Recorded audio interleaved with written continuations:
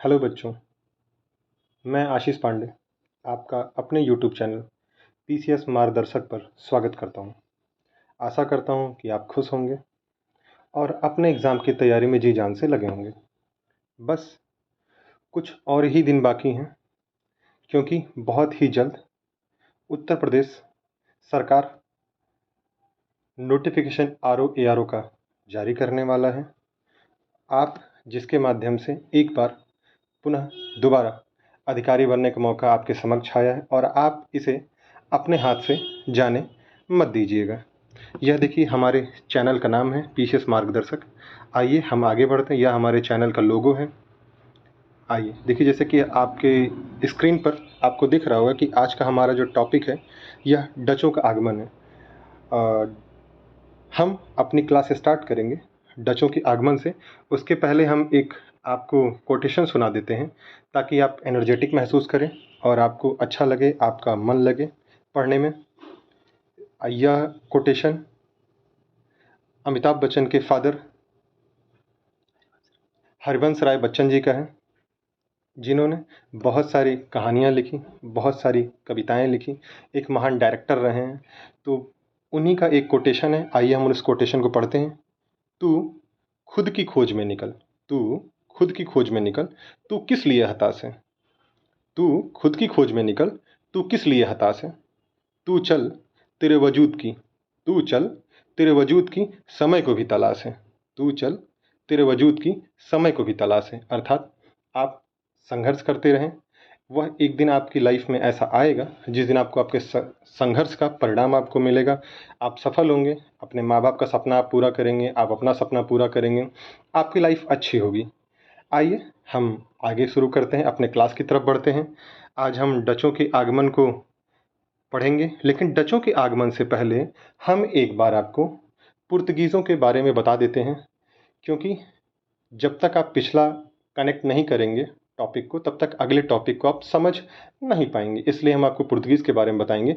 हम पुर्तगीज़ के बारे में यहाँ आपको ब्रीफ इंट्रोडक्शन देंगे। आप हमारे कमेंट सेक्शन में हमारा लिंक पिन है, आप वहाँ से जा कर के हमारे पिछले टॉपिक को, अर्थात पुर्तगीज़ के आगमन का जो पहला लेक्चर है, मैंने वहाँ पे इस चीज़ के बारे में बताया है। आप जा कर के वहाँ अच्छे से डिटेल में देख सकते हैं। तो सर्वप्रथम हम आइए एक बार यूरोपियों के आगमन के बारे में बताते हैं कि सर्वप्रथम यूरोपियों में आने वाले पुर्तगीज़ जो 1498 में, फिर डच आए, फिर अंग्रेज आए, फिर डैनिश आए, फ्रांसीसी आए। आपको पता है यह आगमन का क्रम जो है कई बार एग्जाम में पूछा गया है, चाहे वो पीसीएस एग्जाम्स हो, चाहे आरओ हो, चाहे एसआई हो, चाहे बैंक हो, चाहे रेलवे, जितने भी वनडे एग्जाम से हैं उन सभी में पूछा गया कि क्रम क्या है। तो क्रम एक बार बच्चों, पुर्तगीज़, डच, अंग्रेज, डैनिश, फ्रांसीसी आए। और जब पुर्तगीज़ आए तो पुर्तगीज़ आते वक्त इन्होंने फारस की खाड़ी का मार्ग का यूज़ किया। और फारस की खाड़ी आप सभी को पता है बच्चों, फारस खाड़ी के बारे में। आइए हम आगे बढ़ते हैं। वास्को डी गामा, पहले पुर्तगीज जो आगमन हुआ उसमें वास्को डी गामा आए। वास्को डी गामा 1498 में भारत के कालीकट बंदरगाह तक पहुंचते हैं, और यह इनको कालीकट बंदरगाह तक पहुंचाने में एक गुजराती व्यापारी अब्दुल माजिद थे, उन्होंने सहयोग किया। और उसमें कालीकट के एक शासक थे जेमोरिन, जिनकी उपाधि जेमोरिन थी संभवतः। इन्होंने वास्को डी गामा का स्वागत किया। आइए हम आगे की तरफ बढ़ते हैं। पुर्तगालियों की जो पहली फैक्ट्री लगती है वह कालीकट में लगती है। 1503 में कोचिन में अपनी व्यापारिक कोठी स्थापित करते हैं। 1505 में कन्नूर में दूसरी फैक्ट्री की स्थापना करते हैं। इसी प्रकार आइए हम थोड़ा सा पुर्तगाली वायसराय की चर्चा कर देते हैं। फ्रांसिस्को डी अल्मेड़ा 1505 से 1509 तक भारत में रहते हैं। ये पहले पुर्तगाली वायसराय बन करके आते हैं, और इन्होंने ब्लू वाटर पॉलिसी अर्थात शांत जल की नीति लाई। शांत जल की नीति, ब्लू वाटर पॉलिसी के तहत इन्होंने हिंद महासागर के क्षेत्रों में कब्जा किया, जिसके तहत वो व्यापार कर सकते थे। और इसी प्रकार दूसरे वायसराय आते हैं जिनका नाम अल्फांसो डी अल्बुकर्क होता है। 1509 से लेकर 1515 तक रहते हैं। इन्होंने ब्लू वाटर पॉलिसी को बंद किया, और यही वह शख्स थे जिन्होंने 1510 में बीजापुर के शासक यूसुफ आदिल शाह से गोवा छीन लिया। और इन्होंने 1511 में मलक्का पर, 1515 में हरमुज की जो फारस की खाड़ी, वहाँ पर इन्होंने अधिकार कर लिया। इसी प्रकार अन्य एक वायसराय आते हैं जिनका नाम नीनो डी कुनाह था, जिन्होंने गोवा को कोचीन से, गोवा मतलब कि सरकारी जो कार्यालय था, 1530 में उन्होंने सरकारी कार्यालय को कोचीन से गोवा स्थानांतरित कर दिया। 1534 में इन्होंने बसीन पर, 1535 पे दीव पर, 1559 पे दमन दीव हुगली पर इन्होंने अधिकार कर लिया। इनके द्वारा कार्टेज पद्धति लाई गई। गोवा, दमन और दीव 1961 तक पुर्तगालियों के अधिकार में रहा। इसी प्रकार पुर्तगालियों का ये आगमन का क्रम हमने बता दिया है। एक ब्रीफ इंट्रोडक्शन आपको पुर्तगालियों के बारे में दे दिया है। आप पुर्तगालियों के बारे में पूरा डिटेल में पढ़ना चाहते हैं तो आप हमारे चैनल पर जाएं, वहाँ की प्लेलिस्ट में आपको पुर्तगालीज़ के आगमन का क्रम मिलेगा, आप वहाँ से देख सकते हैं। वहाँ हमने 45 मिनट का वीडियो डाला है, पूरा अच्छे से इंट्रोडक्शन दिया है, आपको अच्छे से सब कुछ चीज़ें उसमें बताई हैं। एक बार आप वहाँ जाकर विज़िट करें, उसे देखें, तो आपको समझ में आएगा कि हमने क्या किस तरीके से पढ़ाया। और हम आपसे रिक्वेस्ट करेंगे, अगर हमारे मतलब वीडियोज़ में कोई गलती हो, कोई समस्या हो कहीं, तो आप हमें एक बार सजेस्ट करें, हम आपके सजेशन को ध्यान में रखेंगे और आपका मार्गदर्शन हमेशा करते रहेंगे। आइए हम अपने टॉपिक की ओर बढ़ते हैं। हमारा टॉपिक है डचों का भारत में आगमन। इसीलिए हमने पुर्तगीज़ों के बारे में आपको आज बता दिया, तो पुर्तगीज़ से मैंने आपको कनेक्ट कर दिया। अब हम आपको डचों के आगमन के बारे में बताएंगे। देखिए, डच भी पुर्तगीज़ों जैसे ही एक व्यापारिक कंपनी थी जो भारत में आई थी। तो डचों का भारत में आगमन पुर्तगालियों के बाद होता है। सर्वप्रथम पुर्तगाली आए हैं, उसके बाद डच आए हैं, इनका आगमन हुआ है भारत में। उसके बाद हॉलैंड, ये मतलब जो डच लोग थे ये हॉलैंड अर्थात नीदरलैंड के निवासी थे। इनका यह हॉलैंड और नीदरलैंड के रहने वाले थे। आइए बच्चों, हम आगे देखते हैं। इसमें 1596 में एक 1596 में कॉर्लिनियन डी हॉटमैन, यहाँ देखिए बच्चों लिखा है, थोड़ा सा आप इनके नाम को एक बार ध्यान से देखें। 1596 में कॉर्लिनियन डी हॉटमैन एक व्यक्ति रहते हैं। यह डच जो कि केप ऑफ गुड होप होते हुए, देखिए केप ऑफ गुड होप वही अफ्रीका, दक्षिण अफ्रीका के एकदम लास्ट वाला भाग है, जहाँ समुद्र टच होता है, अफ्रीका के अंतिम भाग है। वहाँ से होते हुए सुमात्रा, बॉन्टेन होते हुए ये पहुँचते हैं भारत में। और ये प्रथम डच नागरिक होते हैं जो भारत में आते हैं। कब आते हैं? 1596 में। क्या नाम रहता है? कार्लिनियस डी हॉटमैन इनका नाम रहता है। आइए बच्चों, हम आगे देखते हैं। 1602 में एक डच कंपनी आती है जिसका नाम वारिंगदे ओस्ट इंडेस कंपनी। वारिंगदे ओस्ट इंडेस कंपनी। बच्चों, इस कंपनी का नाम डायरेक्टली याद कर ली, क्योंकि सीधे सीधे एग्जाम में पूछ लिया था कि यह कंपनी किसकी है। तो वारिंगदे ओस्ट इंडेस कंपनी डचों की एक कंपनी जो 1602 में स्थापित हुई।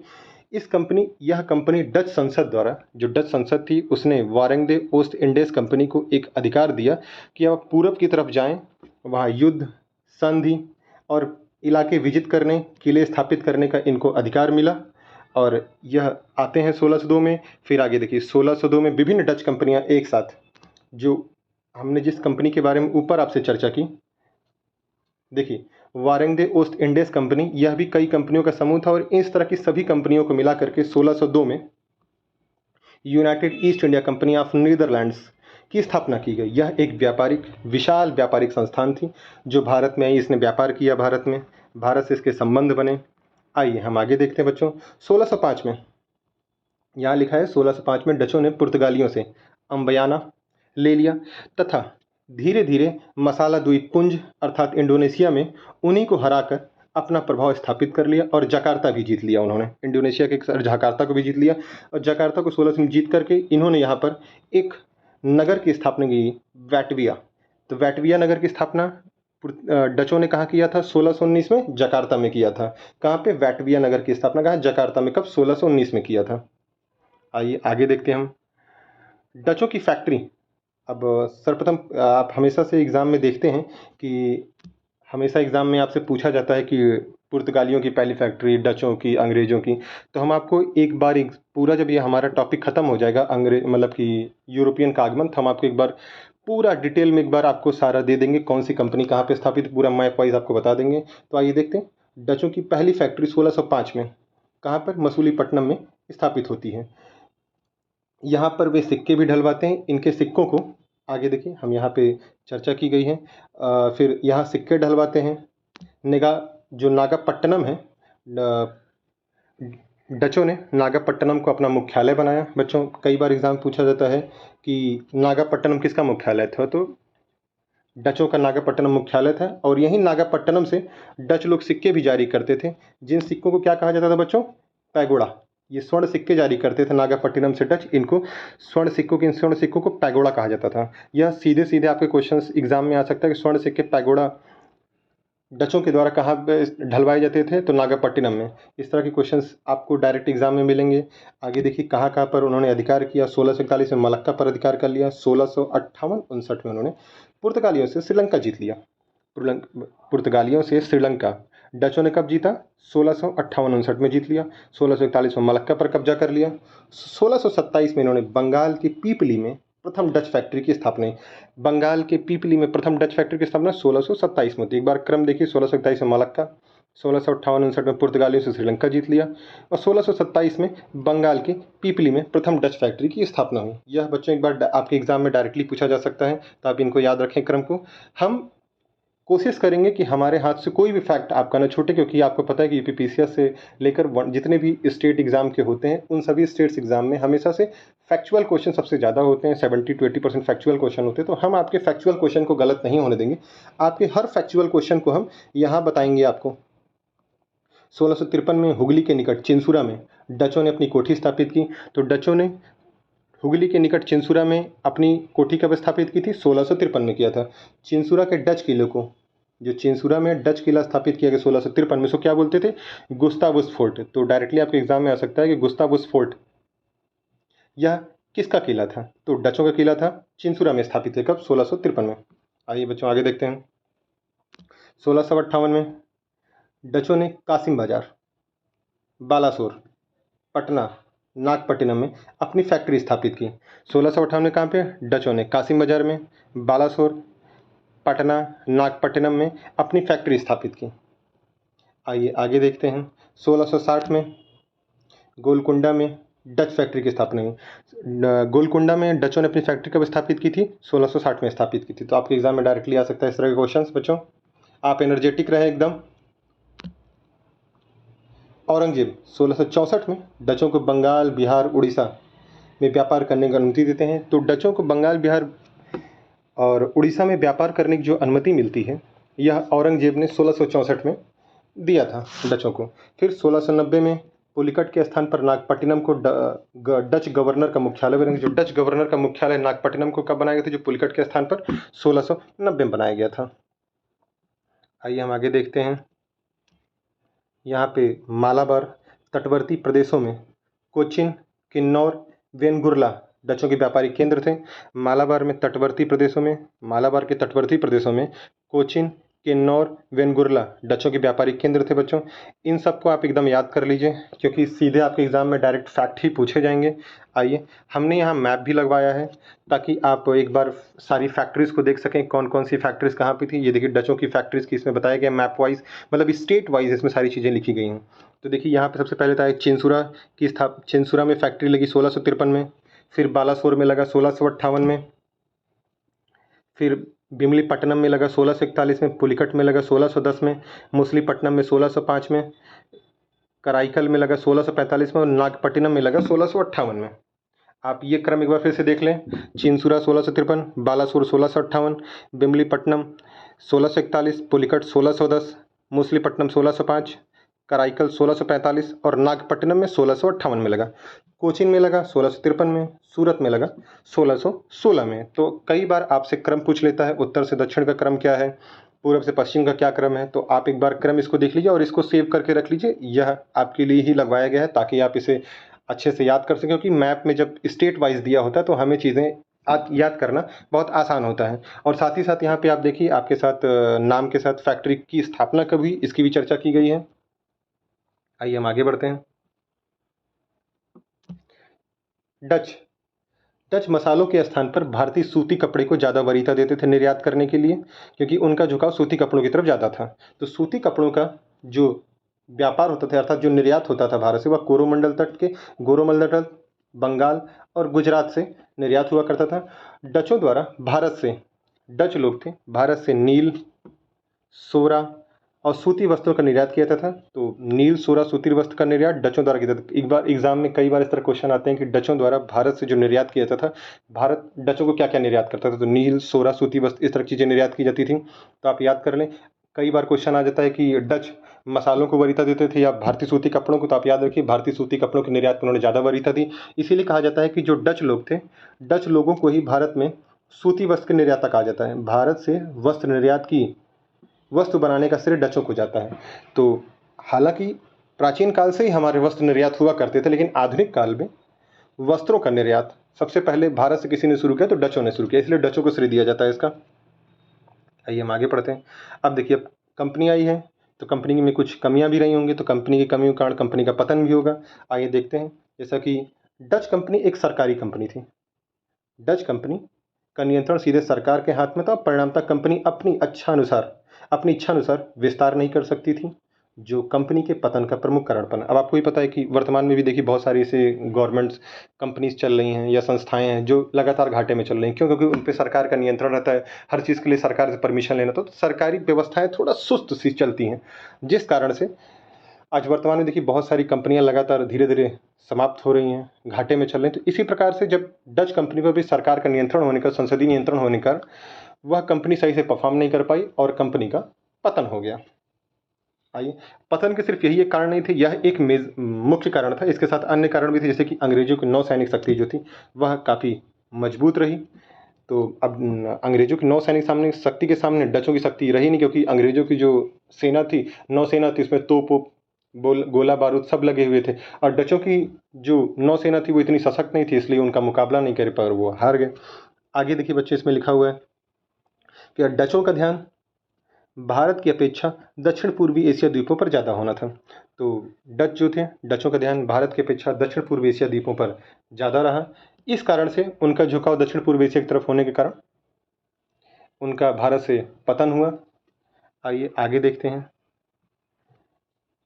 डचों का अंतिम रूप से भारत में जो पतन होता है वह एक युद्ध से होता है, जिस युद्ध का नाम वेदरा होता है। और वेदरा का युद्ध 1759 में वेदरा का युद्ध होता है, किसके? अंग्रेजों और डचों के मध्य होता है, जिसमें डच पराजित होते हैं और अंग्रेज विजयी होते हैं। तो यही अंतिम युद्ध था अंग्रेजों और डचों के मध्य, वेदरा का 1759 में हुआ, जिस कारण से डचों का भारत से पतन हो गया। भारत यहाँ से वो हटे और दक्षिण पूर्वी एशिया देशों की तरफ उनका ध्यान थोड़ा सा रहा। बच्चों, हमें एक सूचना देनी थी आपको कि कल हमारे 2 से 3 वीडियोस अपलोड होंगे, जिसमें हम यूपी सिपाही, यूपीएसआई के बारे में, या आरओ एग्ज़ाम में, या यूपी पीसीएस, बीपीएससी, जिस तरह के एग्ज़ाम्स होते हैं, इनमें कौन सी बुक लिस्ट पढ़नी है आपको, क्या टाइम टेबल होगा, किस सेक्टर से कितने क्वेश्चंस आते हैं, हम इन सभी के बारे में आपको डिटेल से चर्चा करेंगे। और हम ये भी आपको बताएंगे कहाँ कहाँ से कौन कौन से टॉपिक आपको पढ़ने हैं। ये सारी चीज़ें आपको दी जाएंगी एक ही प्लेटफॉर्म पर, हमारा पीसीएस मार्गदर्शक चैनल प्लेटफॉर्म पर। आपको सारी जो भी डिमांड होगी वो सारी डिमांड फुलफ़िल की जाएगी। कोई कमी होती है तो कमी को आप हमारे कमेंट में पिन करें, हम उसे देखेंगे, सजेशन को देखते हुए हम उसमें सुधार करेंगे। और उम्मीद करते हैं कि आपको हमारा इनिशिएटिव अच्छा लगेगा और आप हमारे चैनल को प्रमोट करें, लाइक करें, शेयर करें, सब्सक्राइब करें। देखिए, हमने अपने चैनल की यहाँ पे बारे बताया कि पीसीएस मार्गदर्शक हमारे चैनल है, यह हमारे चैनल का लिंक है। आप इस चैनल की लिंक के माध्यम से आप हमारे चैनल से जुड़ सकते हैं। और बच्चों, अधिक से अधिक लोगों तक इस चैनल को पहुंचाएं, जिससे जो कमज़ोर, जो ग्रामीण पृष्ठभूमि के लड़के हैं, जहां तक शिक्षा का सोर्स नहीं पहुंच पा रहा है, वहां तक हमारे शिक्षा को पहुंचाएं, हमारे चैनल को पहुंचाएं, ताकि उन बच्चों का भी भला हो, वो बच्चे भी रोज़गार पाएँ। क्योंकि रोज़गार, इस समय रोज़गार सबसे बड़ी चुनौती के तौर पर चल रहा है। भारत में आप देख रहे हैं कि बहुत सारे युवा बेरोज़गार हैं, तो उनकी रोज़गार की पूर्ति हो सके, इसलिए आप हमारे चैनल को लाइक, शेयर एंड सब्सक्राइब करें, लोगों तक पहुंचाएं। और हम लगातार आपके मार्गदर्शन आपका करते रहेंगे, आपको हमेशा सजेस्ट करते रहेंगे क्या क्या क्या करें। और इसी तरह हम लगातार हमारा नया नया हमारी हर चीज़ें आती रहेंगी। अभी थोड़ी ही देर बाद आपको दिलीप सर आएंगे, दिलीप सर एक क्लास लेंगे पॉलिटी के बारे में, बहुत अच्छा पढ़ाते हैं, आप पॉलिटी उनसे पढ़िए। पॉलिटी की कोई भी कंटेंट होगा आप एक बार उन्हें भी बताइए, कोई कमी होगी तो वो उसे ठीक करने की कोशिश करेंगे। हम अपनी बात को यहीं समाप्त करते हैं। कल हम 2 वीडियो अपलोड करेंगे, जिसमें आरओ पीसीएस की चर्चा होगी, ये भी बिहार पीसीएस की, और यूपीएसआई, यूपी सिपाही की हम चर्चा करेंगे। आपको उसके बारे में पूरा एकदम एनालिसिस बताएंगे कि क्या क्या एग्ज़ाम में आता है, एग्ज़ाम कितने स्टेप्स में होते हैं, कि क्या डिमांड होती है, कितनी पोस्ट आती है, सब कुछ हम आपको एक एक चीज़ बताएंगे। तो आपको जो भी हमारे प्लेटफॉर्म से जुड़े, उन्हें किसी भी चीज़ के लिए किसी अन्य प्लेटफॉर्म पर नहीं जाना पड़ेगा। जीएस तक की सारी रिक्वायरमेंट उनकी फुलफ़िल की जाएगी। हिंदी भी हमारे चैनल से पढ़ाया जाएगा पिंकी मैम द्वारा। तो पिंकी मैम हिंदी पढ़ाएंगी, बहुत अच्छा पढ़ाती हैं हिंदी वो, तो आप एक बार उनसे हिंदी पढ़िएगा। आइए हम अपनी बात को यहीं समाप्त करते हैं। धन्यवाद। जय हिंद, जय भारत।